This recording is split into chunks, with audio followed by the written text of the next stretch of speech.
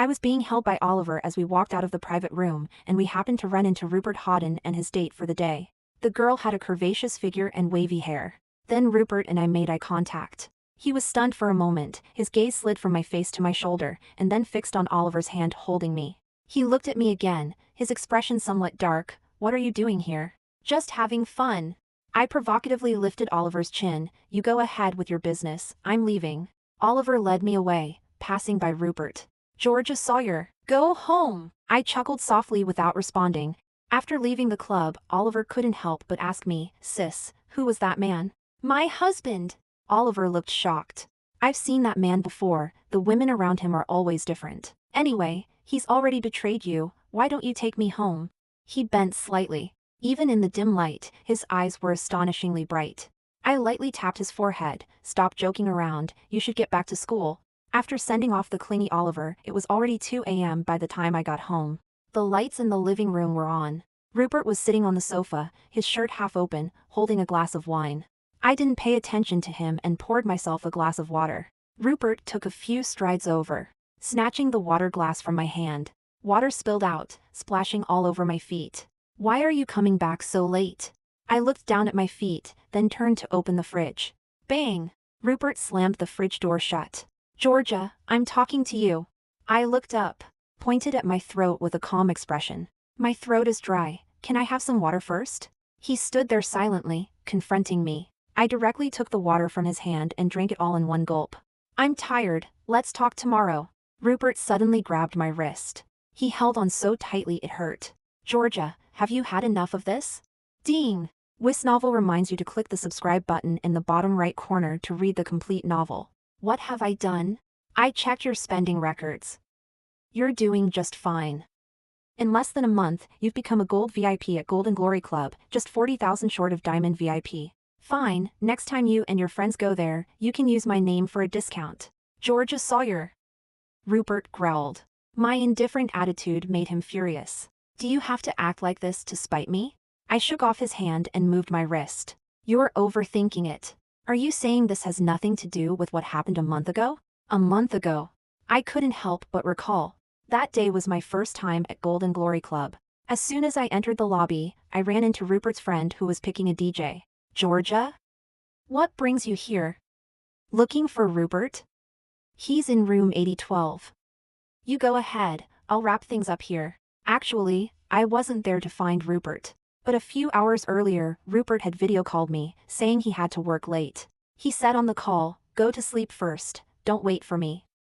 I might be very late. But the person who said he had to work late was now at the club. It's hard not to be suspicious. So I went up to the 3rd floor and pushed open the door to room 8012. Under the flashing lights, a group of people were dancing with bottles in hand. My eyes scanned the room, seeing many familiar faces. The most eye-catching was the high platform in the center. A man and a woman stood closely together. The girl wore a camisole and hot pants, showing off her slim waist, with her hands around Rupert's neck. Rupert's hands lazily circled the girl. His shirt buttons were undone, revealing his abs whenever he moved slightly. Then the girl stood on tiptoe, slowly and tentatively moving her lips towards him. Rupert didn't dodge, but slightly raised his chin. The next second, the girl kissed his Adam's apple. Cheers and applause erupted around them. Rupert smiled. His gaze swept over the room and finally landed on me. He squinted his eyes slightly, hesitating for 2 seconds, until I raised my hand to switch the lights and turn off the music. The room fell silent. "Rupert Hawden, can you tell me what you're doing?" The girl clearly sensed the strange atmosphere and tried to pull away from Rupert. But Rupert chuckled and pulled her tighter. "Just having fun, don't take it so seriously." I nodded, my eyes dark, but my lips slightly curved. I gave him a thumbs up. "You're doing great." Then I turned and left. I left at 10. Rupert came back at 10. The next day at 10. I waited for him all night, but he acted as if nothing had happened, changing his shoes and preparing to take a shower. I couldn't hold it in. "Rupert, don't you have anything to say to me?" "Say what?" He looked back at me, expressionless, even a bit fierce. "I told you, we were just having fun. Don't make a fuss over nothing. Just having fun? Hugging another woman, letting her kiss your Adam's apple, and you say I'm making a fuss? So, what do you want?" His indifference made my chest tighten, my temples throb. Seeing I didn't respond, he tried to leave again. I grabbed him. "Rupert, Are you done? He shook off my hand, took the marriage certificate from the safe, and threw it in front of me. Stay if you can, leave if you can't. He advised me, sis, while you're young, go out and see the world. Don't be like a woman with bound feet. I'm someone who takes advice, so I went to Golden Glory Club and hired 10 male models. They surrounded me, with the ones with good voices singing, the ones with good moves dancing, the sweet-talking ones telling jokes, and the good-looking ones drinking with me. They called me sis, and it sounded much better than when Rupert called me that. I must say, it was quite fun. But to say I was doing it to spite him, not really. Sweetheart, I'm not one of your little friends who does impulsive things. Georgia Sawyer. Rupert's voice rose. I rubbed my temples. If you have something to say, just say it quickly. I'm really tired. Rupert took a deep breath. Just have fun if you must, but don't go too far. I checked, you always ask for that guy named Oliver when you go there. Do you know him? Do you know who he is? The people there, what are their intentions? Are you done yet? I interrupted him, my face full of impatience. Why do you have so many issues? Can't handle it? Then divorce. Rupert was stunned. What did you say? Divorce. I looked at my wristwatch expressionlessly. The cooling-off period for divorce is only 6 days left. You don't need to nag me so much, just get the certificate directly when the time comes. A month ago.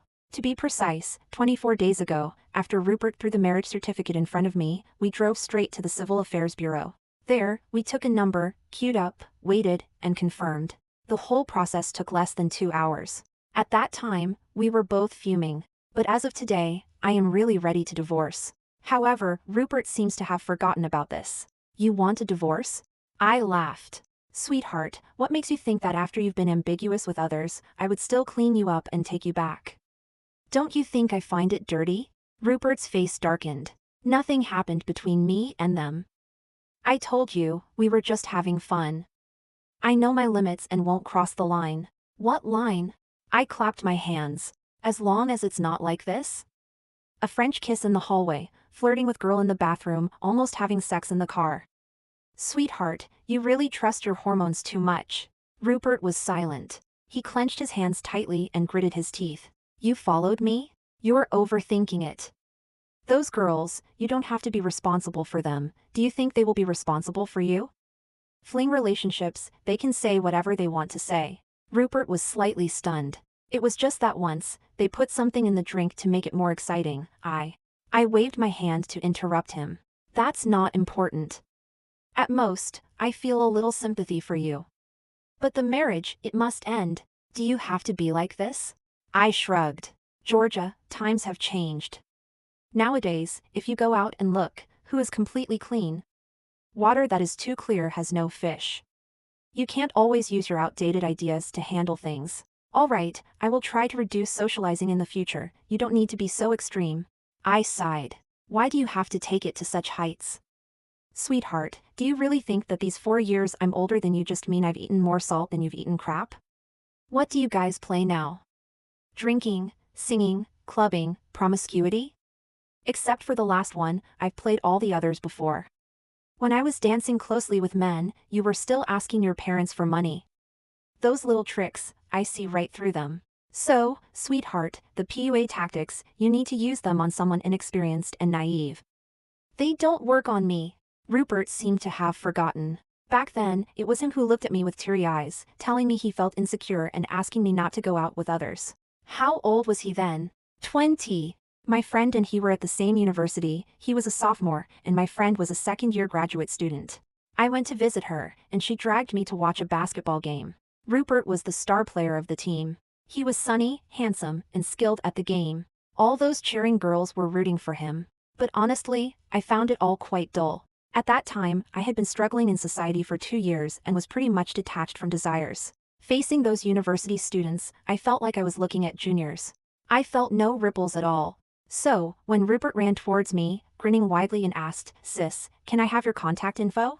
I shook my head, smiling kindly. "Little boy, no, you can't." Back then, I was still into gaming and often hired a gaming companion. He was great, skillful, and considerate, always protecting me well. He would also listen to me vent late at night. I would curse at the idiots at work, the fools in life. At those times, I didn't need anyone to console or advise me. I just needed to vent, and having someone listen was enough. And that gaming companion was the best listener. It wasn't until half a year later, when I met Rupert again, that I found out that the gaming companion was him. He said he had seen me on his first day of school and fell in love at first sight, searching for me for a long time. He scoured the campus website, flipped through forums. He found a video of me participating in a campus debate contest during my sophomore year. Through the video, he found out my major. He went to the department, pleaded with the teachers, and finally learned my name. Without any contact info, he kept searching. The gaming account was the only thing he found. He played games with me for a year and a half. Finally, he had the courage to appear in front of me. It was quite difficult. But when a boy presents his entire heart to you, it's hard to refuse. So I followed my heart and got together with him. It's been 8 years now. He was very good. Boys, their first love in life, their true love in life, they excel at dedicating all their passion and enthusiasm. It's scorching. But even water, if kept at boiling point, will eventually evaporate. When did Rupert start cooling down? I don't quite remember. But I do remember about 2 years ago, when I suggested we attend a class reunion together, he refused. They're too rowdy. After dinner, there's always another event. You can't keep up with them, let's forget it. Right, 2 years ago, I turned 30. One day, Rupert joked. Strange, as soon as you turn 30, it feels like there's a 10-year age gap between us. Then he started avoiding mentioning my age. That time when we moved, he called over many of his friends. After we were done, we had hot pot together. Someone teased Rupert, "I've been calling you Rupert bro all this time, only to find out you're 2 years younger than me." I've been at a loss. Speaking of which, I should be the oldest here. I opened my mouth, wanting to say, actually, I am the oldest. But Rupert interrupted. All right, enough with the nonsense, let's drink. They toasted each other. I looked at Rupert. I could only see his profile. Sharp lines, flawless skin. It's really strange.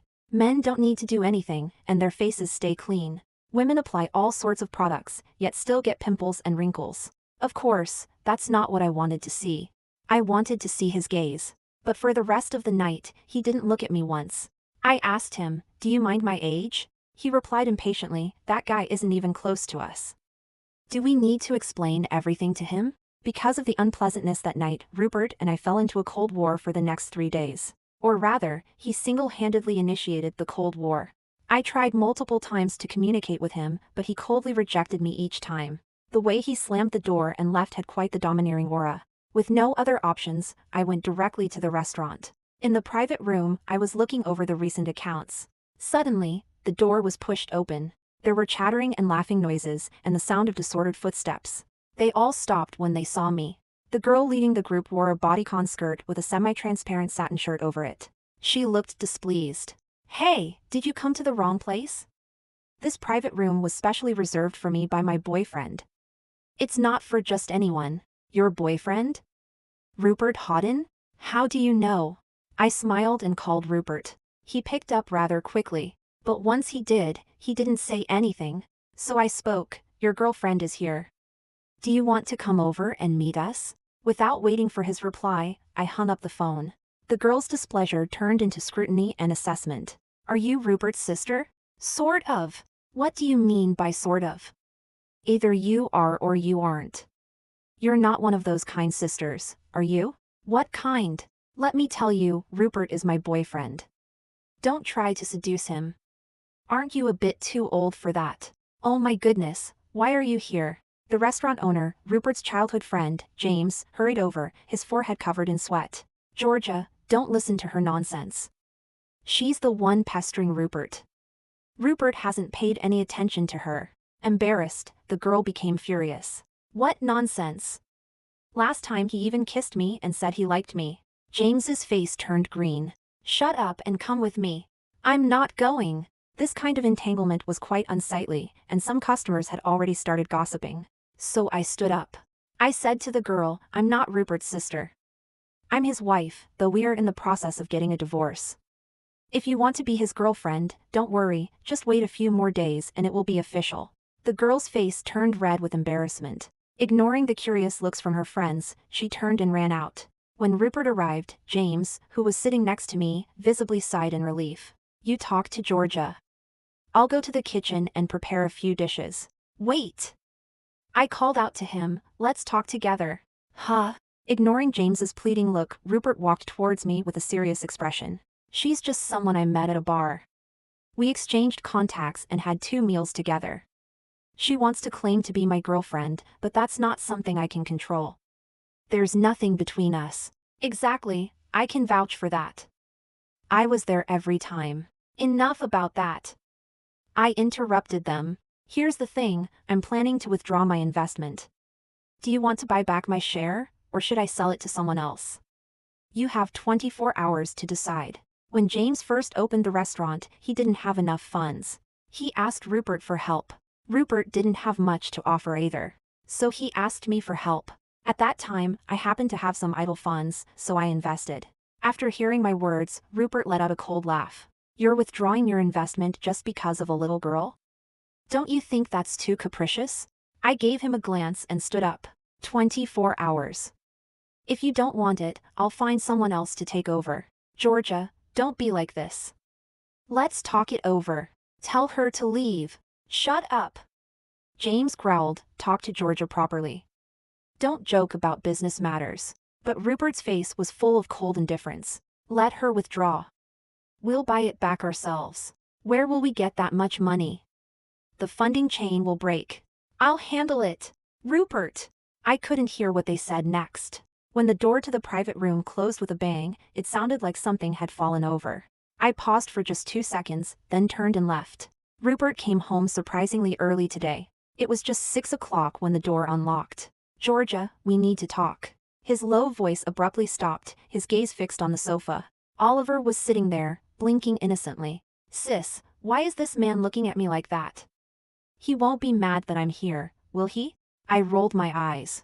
Such a low-level act, yet he played it so effortlessly. Get out! Rupert barked. Oliver shivered and hid behind me. Sis, I'm scared. Shut up and get out of the way. Rupert shot forward like an arrow, grabbed Oliver by the collar, and raised his hand to punch him in the face. My heart skipped a beat, and I grabbed Rupert's arm. What are you doing? Rupert shook me off. He must have used all his strength because I staggered backward and fell to the ground. Are you okay, sis? Oliver's eyes widened as he swiftly pushed Rupert away with a counter move. He quickly came over and helped me up.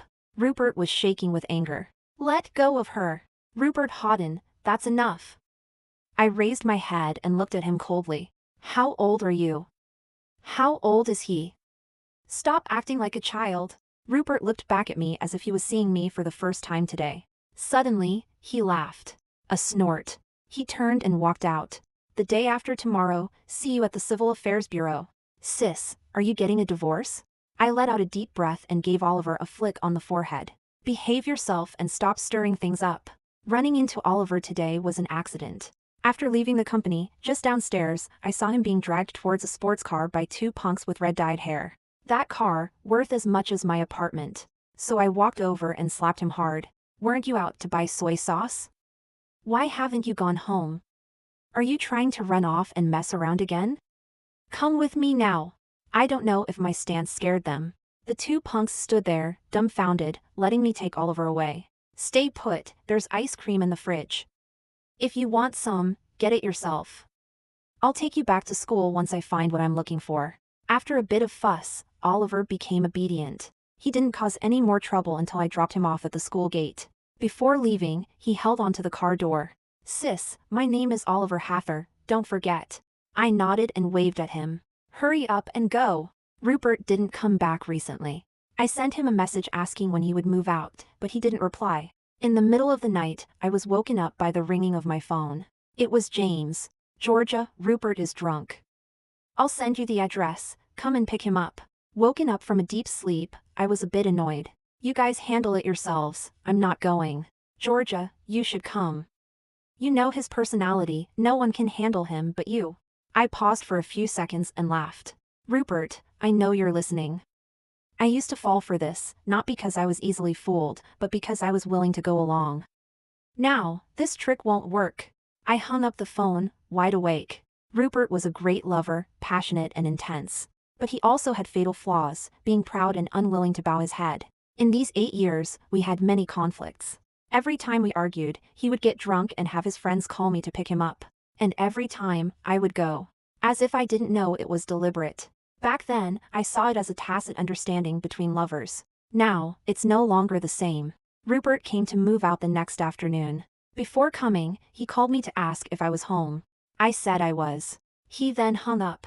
Half an hour later, he came with the moving company. Dressed in casual clothes, with his hair fluffed up, looking like a college student not yet stepping into society. He leaned against the door, hands in pockets, slumped, looking very despondent. I stepped aside to let him in, then went to the study. Nearly 2 hours later, he knocked on the door, his voice hoarse, "I'm leaving." I responded with a but didn't open the door. Half a minute later, I heard the door close. When I came out and looked around, it was hard to tell anything was missing. But if I looked closely, I could see some scattered empty spots. This feeling was quite subtle. My heart would tighten for a moment, then a long sense of relief and ease would follow. The day to get the certificate came in a flash. Rupert arrived earlier than I did, wearing sunglasses, dressed in black, with an air of stay away. The whole process of getting the divorce certificate went particularly smoothly. Coming out of the Civil Affairs Bureau, Rupert said, "Let's have a meal together, just consider it a breakup meal." I glanced at the time. "No need for a breakup meal, let's go to a restaurant and discuss my withdrawal of investment." "Are you really going to withdraw?" "Of course. You don't have to do this, personal feelings shouldn't affect work, there's no need to act on impulse." "You think I'm acting on impulse?" Rupert looked at me as if to say, "Isn't that so?" I shook my head. "I told you, I don't do things out of spite. I'm withdrawing my investment because I have other uses for my funds." "Georgia." "All right, just tell me if you're going to take over or if I should sell it off." Rupert stared at me for a moment, then finally sighed deeply. "I'll take over." "Good." I took out the contract I'd prepared from the car. "Sign it, 15 business days to transfer the money to me." My readiness stunned Rupert once again. His initial calmness cracked inch by inch, his face darkening. But this time, he said nothing, picked up the pen, and swiftly signed his name. I put away the contract. "You should take a look, what if I set a trap for you?" "You wouldn't."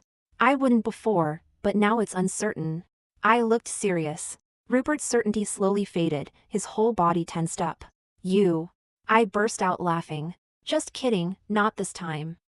But in the future, who knows?" The smooth divorce process made me feel particularly happy. When I got home, I saw Oliver Hather at the elevator. He was holding flowers in one hand and a cake in the other, smiling so widely his eyes were barely visible. "Georgia, happy divorce."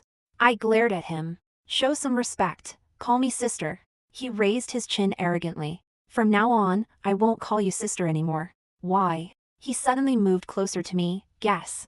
I extended my index finger and pushed his forehead back. "I don't want to guess." Oliver is a typical E-type person. He skillfully entered my house, found a vase, and arranged the vibrant roses one by one on the dining table. Then he opened the cake box and lit a candle. "Georgia, quick, blow out the candle." Helplessly, I was dragged to the table by him and blew out the candle under his expectant gaze. The next second, he smeared a bit of cream on my face. "Georgia, happy divorce." This was the second time he said this. He seemed genuinely happy. He asked me, "What did you wish for?" I casually replied, "For the investment in Golden Glory Club to succeed." "You're going to invest in Golden Glory Club?" "Yes." "So you went to Golden Glory Club before for an inspection?" "Yes." "Then what about later? Was it for me?" I looked at him helplessly. "What do you think?" He smiled even more happily. "Georgia, I think your wish will definitely come true." "Hopefully." Oliver pulled me to eat half the cake and after much persuasion, I finally sent him away. Closing the door, I breathed a sigh of relief. The cake wasn't too sweet, but it was still a bit too much for me. Feeling a little uncomfortable, I took a sachet of stomach-warming powder from the medicine box and drank it. As for the remaining cake, I chose the trash can over the fridge or kitchen. The floral scent was a bit overwhelming, so I moved the flowers to the balcony. With the glass door closed and the air conditioner on, I finally felt comfortable. Rupert's efficiency really surprised me. A week after our divorce, he called me to say the money was ready and asked me to go to the bank with him to handle the transaction. A week, knowing him, gathering this amount of money wouldn't have been easy. But I wasn't interested in how he managed it. When we came out of the bank, it was still early. Rupert said, "Let's have a meal together." "No, I have other things to do." "Georgia." "Yes? Does it have to be this way? Can't we even be friends after the divorce?" "Yes." My resolute answer left Rupert momentarily stunned. "Do you hate me that much?" "Rupert, you've always said that I don't fit in with you and your friends, and you're right. I really don't. Whether it's you all gathering to drink whenever something happens or living a life of indulgence, it all seems pretty childish to me. In the past, I could overlook it because of our feelings. Now that those feelings are gone, there's no need for us to force a friendship. In my 20s, there was a period when I too was obsessed with drinking. Whenever I faced a difficult situation or an unsolvable problem, I would think about having a drink, drowning my sorrows in alcohol. That tipsy feeling could temporarily make me forget my troubles. But as I grew older and looked back, I realized it was all just a way to create unnecessary sorrow. Including Rupert. In the beginning, when we argued, he would run out to drink, get terribly drunk, sometimes vomiting everywhere, sometimes even ending up in the hospital, and I would feel heartbroken and soft-hearted. In the past 2 years, I've grown tired of it. If someone can't even take care of their own body or control their emotions, to me, that's immaturity. So, when James called me again to say Rupert had drunk himself into the hospital and asked me to visit, I stayed silent. Contact his parents. If something really happens at the drinking table, none of you will be free from responsibility. James pleaded with me, Georgia, you two have been together for so many years. Do you really have to be so harsh? Rupert's been in a bad state lately, drinking, staying up late. He doesn't say it, but we can all see he doesn't want this divorce. He may like to have fun, but he's never done anything outrageous. I said nothing more and hung up the phone. I knew Rupert's friends thought I was too harsh. To them, Rupert was a good husband, loving, caring, and younger than me. So what if he liked to have fun? Aren't all men like this? Yes, I was also puzzled. Why does the world have such low standards for men? Georgia, time to eat. Oliver suddenly appeared, carrying a lunchbox. Looking at the exquisite 4 dishes and 1 soup in front of me, I felt a headache coming on. He had been showing up like this for 10 days now. At first, I asked if he made these dishes himself, and he was a bit shy. Now he could say without blushing that he simmered the soup for hours. Didn't I tell you not to come over? Why are you here again? Don't you have enough courses or assignments? Okay, let's not talk about that. Let's eat first. Sigh. Oliver, I think we need to talk. He frowned and covered his ears. I don't want to hear it. Oliver, I'm 10 years older than you. Do you know what that means? Now, when we walk together, people might think I'm your old sister. But in a few years, they'll ask if I'm your mother. Oliver put his hands down and looked at me seriously. I don't care. But I do. Oliver, you're still young. Don't waste your time on me. I won't be with you. My attitude was firm. But Oliver's attitude was equally firm. I won't give up. This gave me a headache. Tapping the table lightly, I thought I should do something. I saw Rupert again at Golden Glory Club. Once again, we met by chance, and Oliver was still with me. But this time, Rupert had no female companion by his side. He had noticeably lost weight, and his aura had become more subdued, no longer as flamboyant as before. I nodded at him, intending to pass by. But he grabbed my wrist. Great, he was here for me. Oliver's face turned cold. Let her go. Rupert chuckled. Mr. Hathor, have you had enough fun? Oliver instinctively looked at me. What nonsense are you talking about? Rupert took a step forward. What? You don't even dare admit your own identity? Can you say you're not the young master of Hathor Real Estate? Oliver's face darkened, and his eyes gleamed with a fierce light, looking quite intimidating. But Rupert, always the fearless one, and with the steadiness that comes with being a few years older, showed no sign of backing down. Georgia, from the moment he claimed to be a male model, he was lying to you. Even the identity he told you is fake. Who knows what he's planning? Georgia, stay away from him and come with me. You bastard, are you looking for death? For the first time, Oliver erupted into such a fierce state, kicking violently at Rupert. Rupert wasn't one to take things lying down either. He let go of me and blocked the kick. Then, he swung his tightly clenched fist at Oliver. The two of them started to tussle. I nudged the stunned waiter next to me, go call security. I walked out of the club, and the first one to catch up was Oliver. He grabbed me, sis, let me explain. I didn't mean to deceive you, I just didn't know how to tell you. His eyes were red with anxiety, like a helpless puppy. Rupert was not far away, holding a cigarette, watching coldly. I sighed and ruffled his hair. It's okay. Actually, knowing you haven't suffered from financial hardship makes me happy. Sis. But Oliver, as I said before, we're not suitable for each other. Don't waste your time on me. We can be friends, but there's no chance of us being a couple. Oliver hung his head, every strand of hair telling me he was very sad. All right, go home. Oliver walked away dejectedly. Watching his back, I thought, if someone asked me when was the last time I lied, I would definitely say it was just now. At first, Oliver was just a troubled, irritable kid in my eyes. I helped him out of convenience. When did I start to notice something was off? Probably when Oliver told me his surname was Hather. I'm not stupid. With that surname, thinking about the Golden Glory Club and the Hather family's connection, and Oliver's aura that was different from ordinary kids, I had a rough guess. Just like how I anonymously told Rupert that Oliver's surname was Hather, he could find out everything. But for a young master like Oliver, it's never wrong to form a good relationship with him. Rupert slowly walked out of the shadows. He looked at me, a mix of vulnerability and confusion. You forgave him? Georgia. You can easily forgive him. Why are you so heartless to me? Because I loved you. Rupert was stunned, sis. I stepped back. Rupert, I used to love you very much and once thought you would be my lifelong partner. So, the things you did hurt me so deeply. Rupert, I wasn't determined to divorce you from the start. I was waiting for you to turn back, but you thought you had me in your grasp and became more excessive. Rupert, the power to hurt me was given by me, so I endured it myself. Now, I'm taking it back. Rupert bent over in pain. I was wrong. I'll change. Let's start over, okay? I stepped back again. I won't make the same mistake twice. I won't. I don't believe you. As I turned to leave, the deep emotion on my face turned to a blank expression. Playing two dramas in one night was exhausting. But life is like a play, you have to act when needed. No matter who it's for, vent when you need to, don't hold it in. But after venting, it's always good to leave some dignity. This is the way adults handle things. Epilogue. Later, Georgia Sawyer successfully acquired shares in Golden Glory Club. Whether Oliver had a hand in it, she didn't know, nor did she care. As long as it made money, who cared? The boss of Golden Glory was a woman, a stunningly beautiful woman with an almost bewitching appearance. It was rumored that she had an affair with the head of the Hather family, who was also Oliver's uncle. Georgia was very curious. At first, it was just curiosity. Later, as they got to know each other better, it turned into gossip.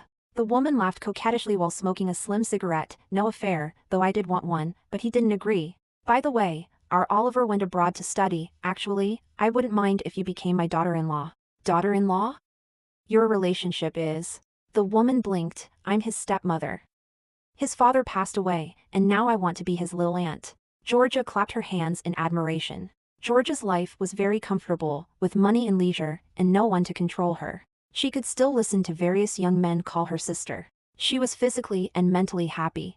After knowing Georgia had become one of the owners of Golden Glory, Rupert visited more frequently. But he only drank, never ordered anyone, nor let anyone get close, maintaining an air of asceticism.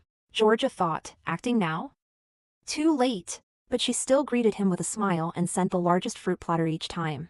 She knew Rupert looked at her both when he arrived and when he left. But she pretended not to know. There was no need, she wouldn't engage in any lingering affairs. Later, Rupert came less and less. A woman teased Georgia, looks like your ex-husband has given up. Well, men, they have a short attention span. Whether Rupert had given up, Georgia didn't know. But she knew Rupert's funds were in trouble. His company, and the restaurant he co-owned with James, had their funding cut off. He could only rob Peter to pay Paul, struggling to cope. If you asked Georgia how she knew, she still had some connections. Those friends she met through Rupert. After discovering that Georgia had become better off after leaving Rupert, they gradually became closer to her. Especially some who wanted to get discounts through Georgia. So Rupert became a topic of casual conversation. For example, he started asking people around him for loans. Someone asked Georgia, if Rupert came to you, would you lend him money? Georgia firmly said, no. He wouldn't even give me that chance. I know him well, very proud. Georgia wasn't saying this to the person in front of her, but to the black figure hiding behind the wall outside the door. Only after that figure disappeared did she breathe a sigh of relief. She thought, scared me to death, don't come to me for a loan, I hate lending money to people the most.